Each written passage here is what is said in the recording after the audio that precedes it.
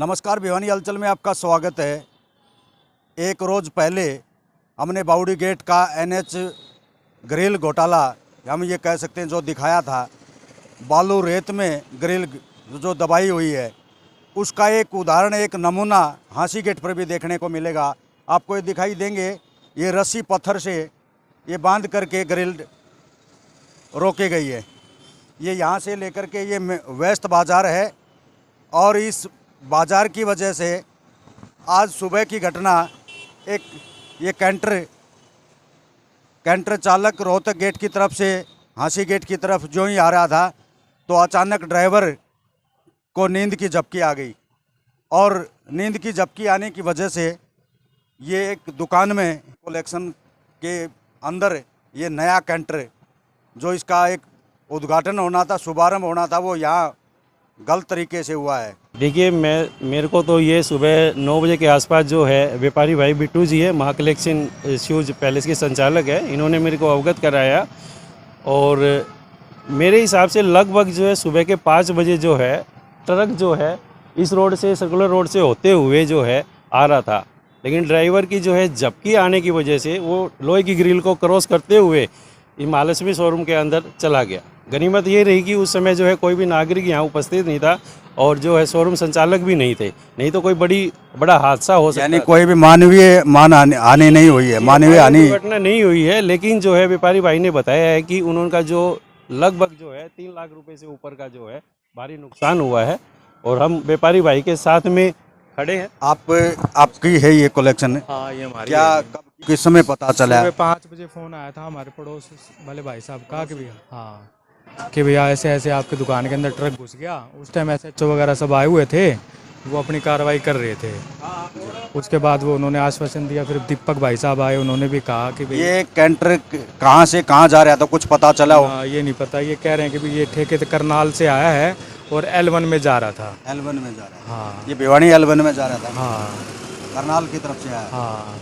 ये इसका जो ड्राइवर है वो नहीं मिला, वो उसी टाइम फरार हो गया। फरार हो गया। हाँ, तो संपर्क कैसे हुआ है? इसके मालिक तक कोई बात पहुंची? इनके कोई आदमी वगैरह यहाँ खड़े थे, अभी तक तो कोई बातचीत हो नहीं पाई। वो कह रहे हैं कि भी हम करवाएंगे, अभी तक कोई कार्रवाई हुई नहीं, आया नहीं कोई भी। कैंटर मालिक ने कोई आश्वासन दिया हो इसके भरपाई का, क्षतिपूर्ति का? अभी कोई आश्वासन नहीं दिया। उनके जो आदमी आए थे उन्होंने कहा कि भी आ रहे हैं, आगे बात कर लेंगे, बस इतना। पुलिस वगैरह में कोई सूचना दी गई हो? पुलिस वगैरह यहाँ आए हुए थे, वो भी कह रहे थे कि भाई पूरा सहयोग किया जाएगा आपका और पूरा साथ दिया जाएगा, और जब तक कैंटर यहीं खड़ा है। नुकसान क्या क्या? जैसे मेन गेट को तोड़ा गया है सबसे पहले, गेट टूट गया, ये नीचे की ये टाइल वगैरह टूट गई, ऊपर से फॉल सीलिंग और ये पर्दा वगैरह सब टूट गया, दोनों सॉकेट टूट गए, और जो अंदर काउंटर वगैरह था वो भी टूट गया, वो भी ग्लास का ही था। रैक में लगे हुए शूज़ वगैरह थे, ये सब खराब हो गए। जो रैक में लगे थे शीशे से लग के वो खराब हो रहे हैं। नुकसान का कोई एस्टिमेट बनाया हो आपने? नुकसान का फिलहाल का एस्टिमेट वो रेलिंग वगैरह को बोला है, सेटर वो उठा के ले गया, वो शाम तक सारा एस्टिमेट आएगा। ये जो मोड़ है एक किस्म का हांसी गेट, यहाँ लगभग हादसे होते रहते हैं। हर 10 दिन 15 दिन के अंदर अंदर यहाँ पर कोई ना कोई हादसा जरूर होता है जी। और इनको इसके लिए अगर कोई वो ब्रेकर वगैरह की सुविधा हो तो यहाँ पर स्पीड मंदी हो जाए गाड़ियों की। अब कोई बाहर का ड्राइवर, उसको पता तो है नहीं यहाँ पे एकदम मोड़ है, तो उसकी वजह से एकदम गाड़ी कूद के अंदर आ जाती है। अब रात को भी शायद ऐसे ही मोड़ते समय उसकी झपकी आ गई हो? हमेशा रात को ही होता है जी सिस्टम ये। हाँ, रात को ही होता है।